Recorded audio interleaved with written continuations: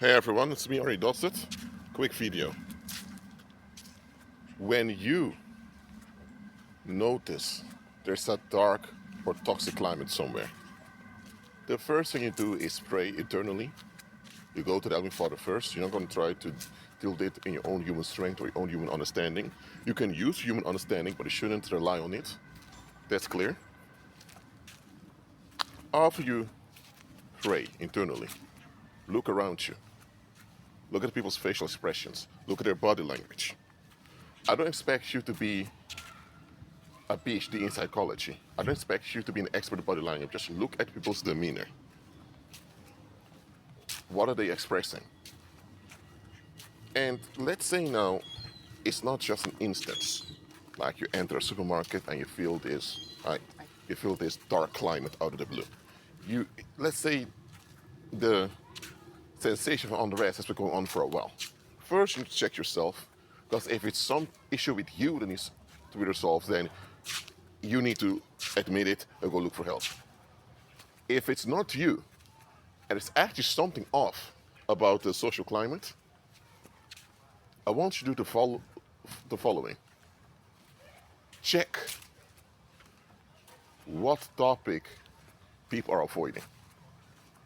Now, of course, there are some topics that are quite heavy. For example, death, diseases, maybe divorce, of course, there's going to be some topics that are heavy for people, because as human beings, we have mortal bodies.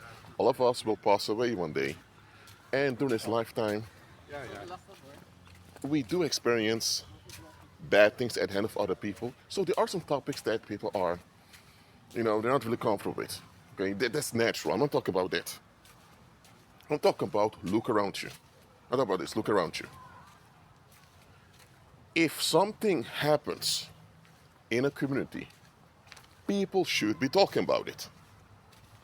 It can be as simple as there's a baker over there baking delicious bread, or could be that there's a youth gang going around robbing and stealing.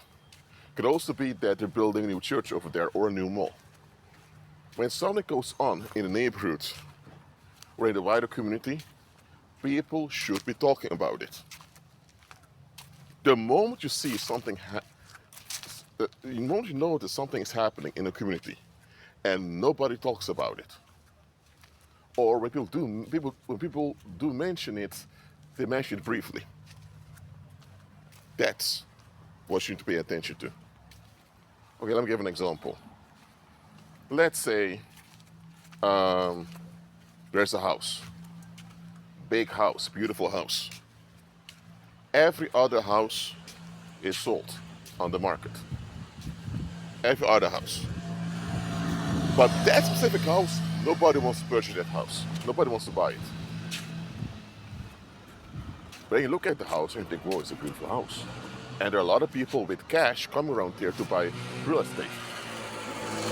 Ask yourself, why does nobody want that house?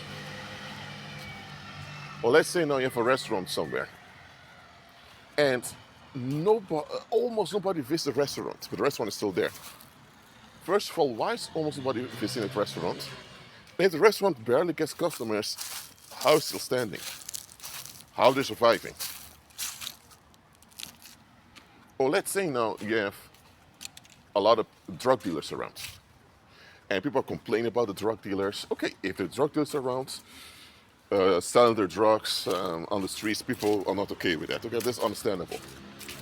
Thing is, can you have drug dealing without people that buy it? Drug dealing, you have the dealers who sell and the customers who buy. You can't have drug dealing without customers. So the question becomes, what about the customers? Why, if they only complain about the drug dealers over and over again, and keep putting pressure on the mayor or the politicians or the judges to put extra police officers on the street to lock those drug dealers up, the question remains, why is there demand for those street drugs to begin with? That means there's something messed up, something's wrong with the population. You got it now. People are escaping. They're not owning up to reality and not taking responsibility. It's something to do collectively. And because the thing they're avoiding is in their face, confront them daily, people become annoyed, they get upset, and now people are stressed out because of how upset and pissed off they are. And now, before you know it, they're going to start looking for a victim to take it out upon. Now, the moment you notice this toxicity in the social atmosphere, you already know that there's something that people don't want to deal with, but that what you're dealing with it. So, look around you and find out what it is people are not talking about that they should be talking about. It's not always that clear and obvious, so you have to do some research. Don't let everyone know you're doing this research, because some of the people who may be afraid you may figure out their secrets, may turn on you. Just look around you, ask some constructive questions, and when you notice oddities, document them for yourself. And I'm telling you, you'll find out very quickly what it is people are hiding. And once you find it out, don't just go around and spread it all over the internet and all of that. If it's something disturbing, for example, it's child trafficking or sex trafficking, you can report it anonymously, or you can make an anonymous YouTube account and warn people about it. Just know that whatever it is that people are hiding, whatever the public secret is, people are going to be willing to kill for it. Now, people don't want to go to prison, they want to get criminal records, but it will generate a negative climate and hope someone else will do the dirty job. And at some point, someone will do the dirty job. So, don't put yourself in a situation where you likely will become a cold case. Don't do that.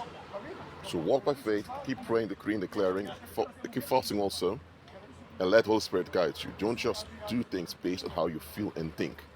Look at the bigger picture, do examination, and act wisely. Well, that's it for now. Keep dreaming with Christ and be at peace.